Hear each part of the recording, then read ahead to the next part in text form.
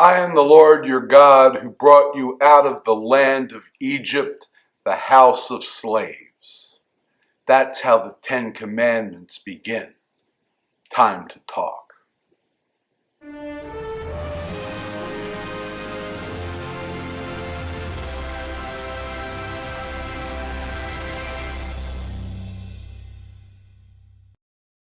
Shalom, my friends. Yes, God freeing the Israelite slaves from Egypt is a timely topic. It's early April, and soon Jewish people will be celebrating the holiday of Pesach, or in English, Passover.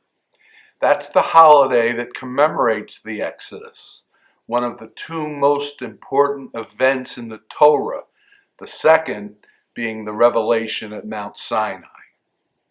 Before we go any further, let me say that the verse I quoted from the Ten Commandments frequently ends in English translation with the words, the house of bondage, but the original Hebrew reads literally, the house of slaves.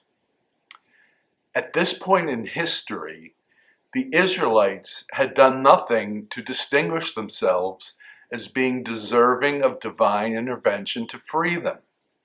The book of Exodus tells us that an Erev Rav, that's the Hebrew, a mixed multitude, left Egypt with the Israelites.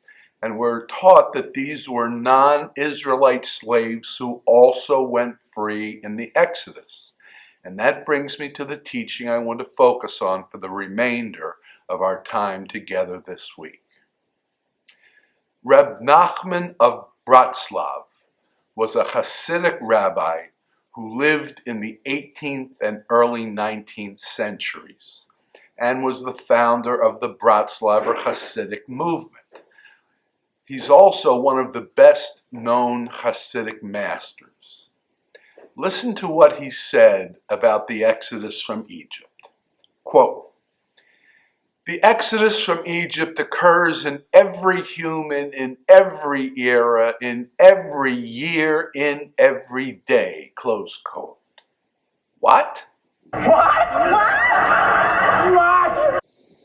Didn't the Exodus occur thousands of years ago? What does he mean that it occurs in every single one of us every single day? Part of the answer might lie in the Jewish practice of trying to celebrate Pesach as if we ourselves were part of the slave population that was freed by God. But that is something we do at two ritual meals eaten on Pesach. Reb Nachman's statement is much broader, and it's not limited to Jews. So let's try to unpack it a bit. Although I think he goes even deeper, let's start with this idea. The theme of the Exodus resonates with anyone, Jewish or not. In America, African slaves sung spirituals about Moses being sent to the Egyptian Pharaoh to free the slaves. And here's something fascinating. Although it was not what was finally adopted, Thomas Jefferson and Benjamin Franklin designed a seal for their newly born nation that depicted the Israelite slaves crossing through the Red Sea to freedom. Here it is, bearing the words, "Rebellion to tyrants is obedience to God." So I think part of Reb Nachman's message is that freedom resonates in every human soul. But I do think there's even more. I think that Nachman was saying that the Exodus knows no bounds, including the bonds of geography and time.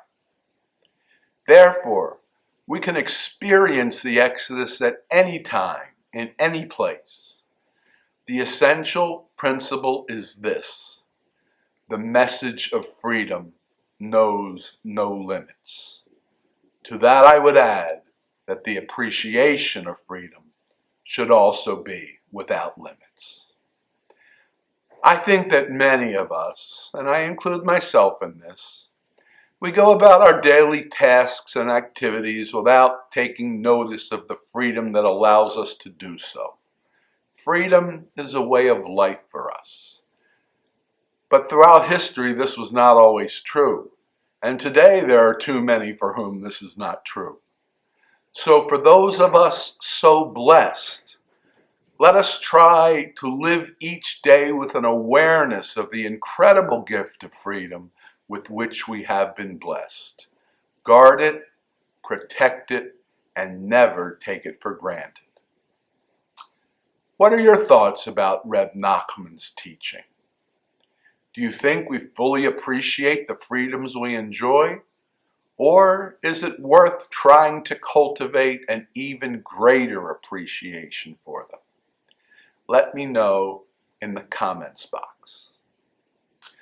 No matter your perspective, I do hope you found the video enjoyable, or at least worthy of serious consideration. If you did, how about showing it with a YouTube thumbs up? That helps get our videos to a wider audience. And of course, you can also help us with a subscription to the channel if you have not already done so. It's free and it's easy. Assuming you are logged into YouTube, all you have to do is click on my face right over here.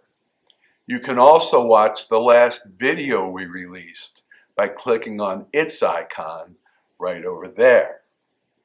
As ever, until next time, Shabbat Shalom.